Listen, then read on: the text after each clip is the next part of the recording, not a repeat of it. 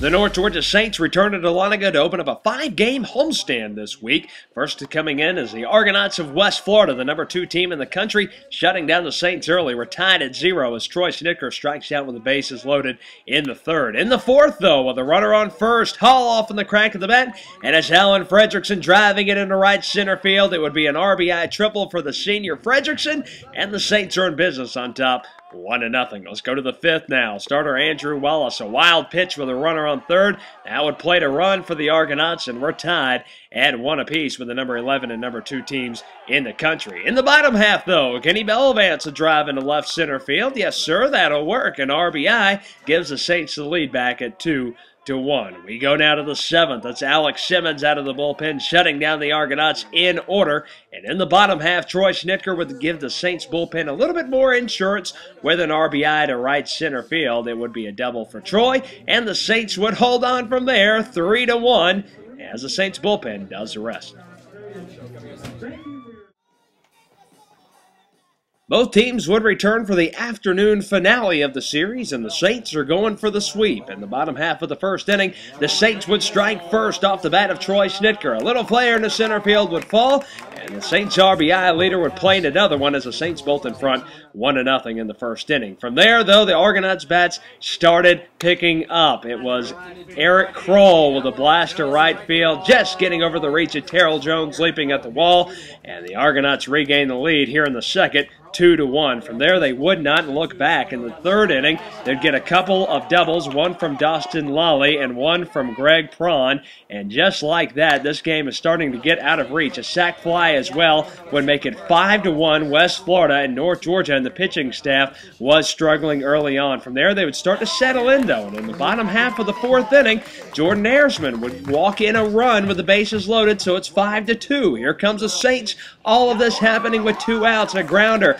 Left side is through for Derek Hooper. 2 runs come in, and the Hoopster has himself another double, and he would finish the series 7 of 9. So the Saints second baseman swinging the bat well. Terrell Jones, a little nubber right after that to the right side, hustles it out to first. Ayersman would score from third. West Florida thought they got the final out of the inning, but they do not. Slow-mo replay shows that Terrell beats it out with a head-first slide. A run comes home. No avail for the West Florida head coach, so we're tied at 5. West Florida does get out of the jam, however, so we go to the bottom half of the 5th inning now, and the Saints come through with another 2-out RBI, and the Saints take the lead 6-5 as Kenny Bellavance comes in to score on the Alan Fredrickson single. From there, the defense would turn up the heat. Troy Snicker would throw out a couple of base runners in this ball game, including one at second. 4 double plays combined up the middle between Hooper and Fredrickson, and the Saints, they roll. Your final 8-5. They sweep the number 2 team in the country. West Florida, coach, you get the sweep over the number 2 team in the country. It's got to feel good as you guys welcome in Georgia College this weekend. Yeah, you know, we didn't pitch very well in the beginning, rusty, and got down.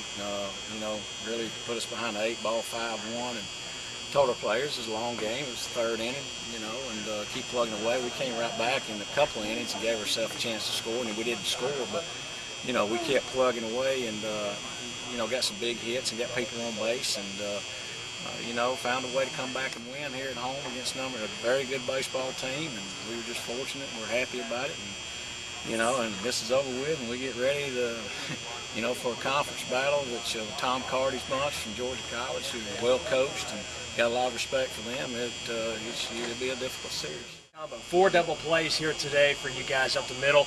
Defensively, how comfortable are you guys starting to get in the infield? Oh, we feel pretty good. Pitchers did a good job getting us ground balls when they needed to today, so we were able to take advantage of that.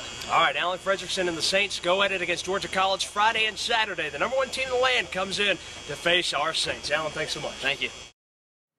So with the wins, the Saints go to 11-3 on the season and are 10-1 at Bob Stein Stadium. Alan Fredrickson had a big day. The senior shortstop, 3 of 7, 2 ribbies, a triple, and a stolen base. His average up over 420 now. Derek Hooper, the sophomore, 7 of 9, a double, 2 ribbies, and a stolen base. He's at 426. Alex Simmons came out big out of the pen. He got a win going 3 innings, giving up just 3 hits and had 5 K's. Terrell Jones had the big hustle RBI in Game 2. He went 3 of 7 in the two-game set, and Jesse Coxwell, the right-handed junior, got a save going 2 2/3, getting one strikeout and just 2 hits. The Saints return Friday. Georgia College comes to town this weekend. All games on the North Georgia Saints Broadcast Network.